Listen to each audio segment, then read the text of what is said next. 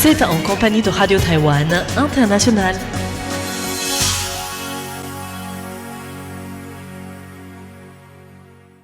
Bonjour et bienvenue sur les ondes françaises de Radio Taïwan International en ce lundi 17 novembre 2025. Aujourd'hui, l'actualité vous sera présentée par Tiffen Lee. Ensuite, je vous retrouverai pour un décryptage dans la continuité de la Marche des Fiertés avec le fondateur du groupe Aromantique de Taïwan. Ensuite, d'un retour à la source, c'est Meg Wang qui prendra le micro et qui vous partagera le travail d'un institut de recherche sur les fruits tropicaux. Pour finir, si vous nous suivez également sur Internet, Thérèse Pan, dans l'émission Contes à rebours, vous parlera d'une tablette de pierre mystérieuse. Mais avant cela, place à l'actualité avec Tiffen Lee et dont voici les principaux titres.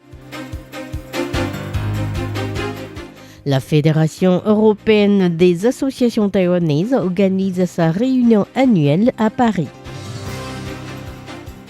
Une délégation parlementaire taïwanaise attendue au Paraguay après une escale aux États-Unis. Le Premier ministre Lee Tuvalu en visite à Taïwan. Le président Lai Ching-te appelle Pékin à la retenue.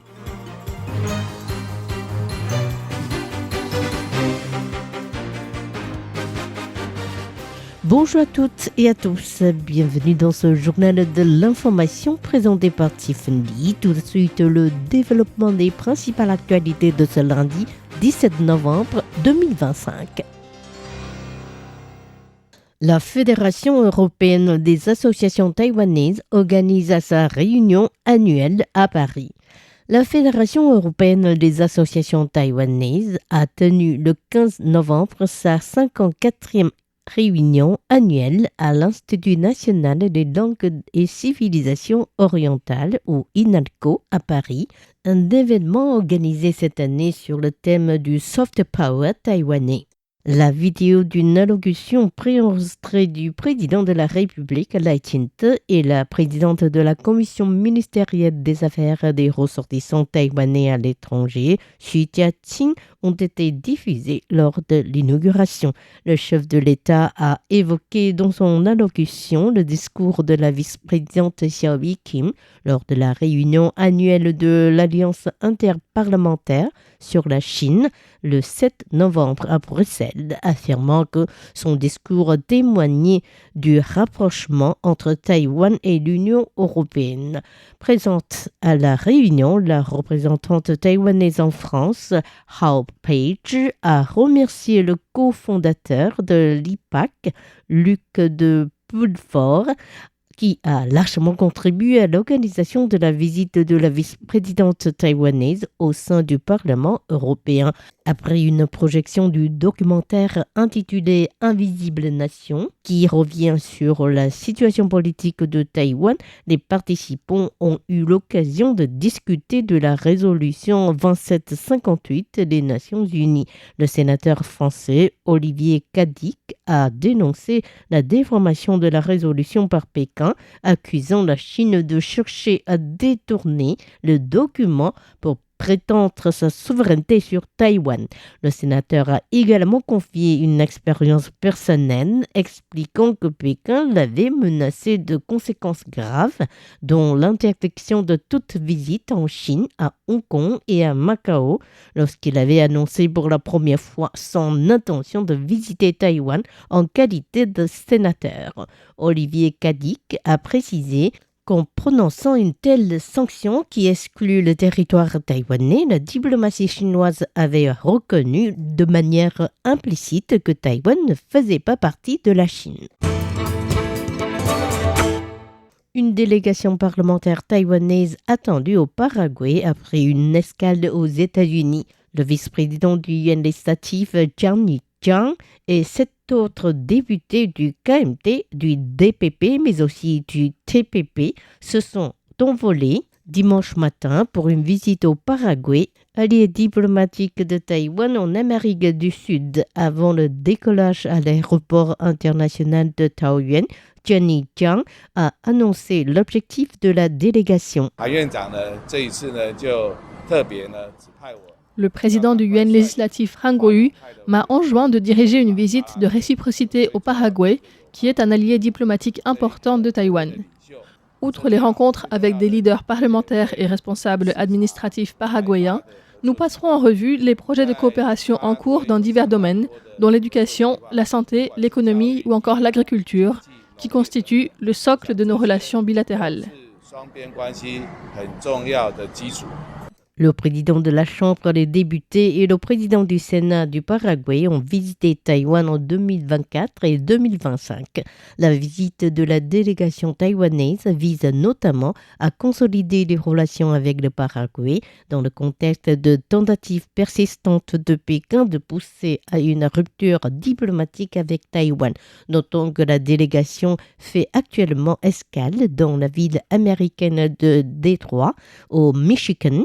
Il doit profiter de son passage aux États-Unis pour rencontrer les parlementaires américains et les représentants du monde des affaires taïwanais sur place.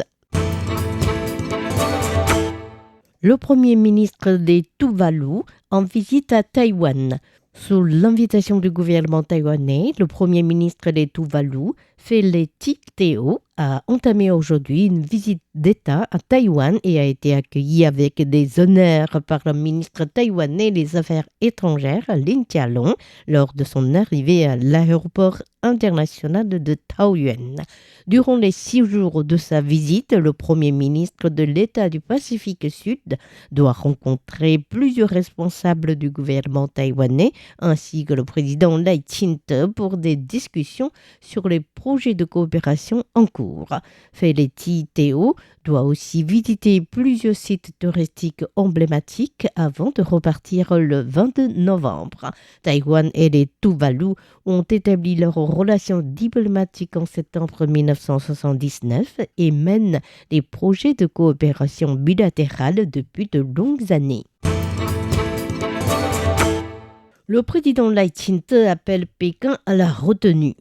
Les remarques de la première ministre japonaise Sanae Takaichi du 7 novembre dernier concernant une éventuelle intervention militaire japonaise en cas d'un conflit armé dans le détroit de Taïwan ont provoqué la colère de la Chine, menant à une escalade des tensions entre Tokyo et Pékin. La Chine mène à partir d'aujourd'hui et jusqu'à mercredi prochain des exercices militaires à balles réelles en mer Jaune, située entre la Chine et la Corée du Sud. Hier, Pékin a également annoncé le déploiement de navires de patrouille chinois dans les eaux proches des îles Senkaku ou Diaoyutai en mandarin, les îles administrées par le Japon mais dont la souveraineté est aussi revendiquée par la Chine ainsi que par Taïwan. Aujourd'hui, le président taïwanais Lai Ching-te a réagi à l'annonce de Pékin. J'appelle la Chine à la retenue et au comportement d'un grand pays modèle, qui ne doit pas être un fauteur de troubles dans la région. Il faut revenir à l'ordre international, qui est favorable au maintien de la paix, de la stabilité et de la prospérité dans la région.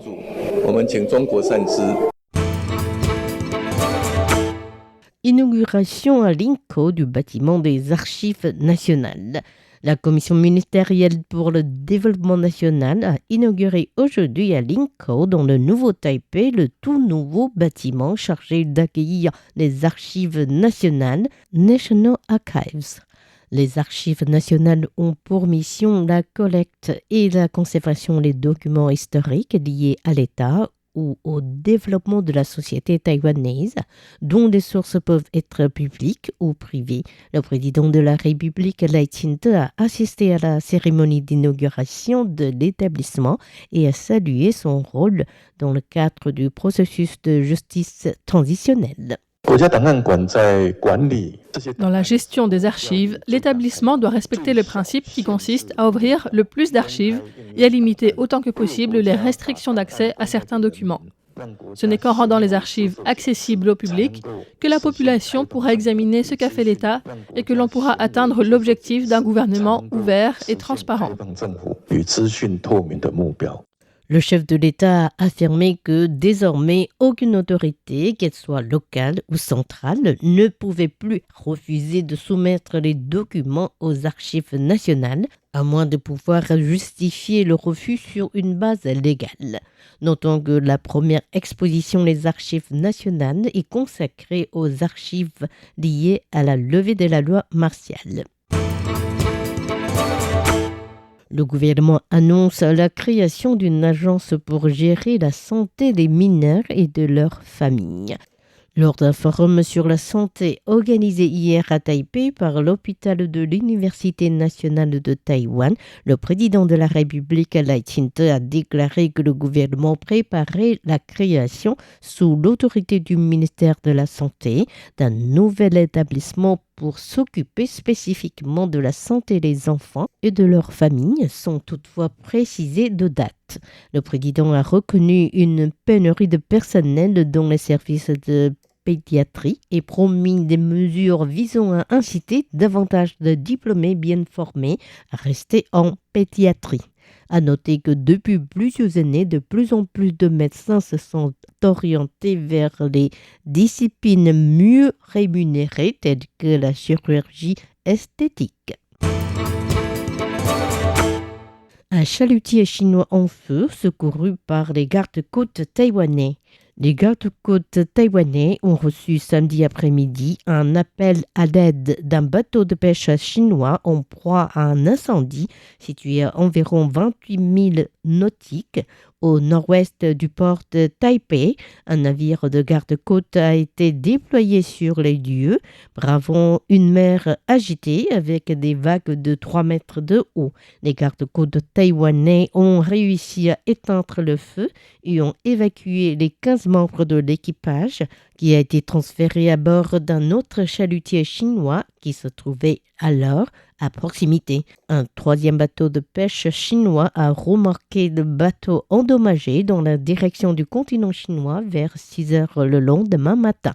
Notons qu'au moment de l'incident, la frégate taïwanaise était en patrouille dans la zone pour observer les navires et les avions chinois déployés dans le cadre d'une opération conjointe.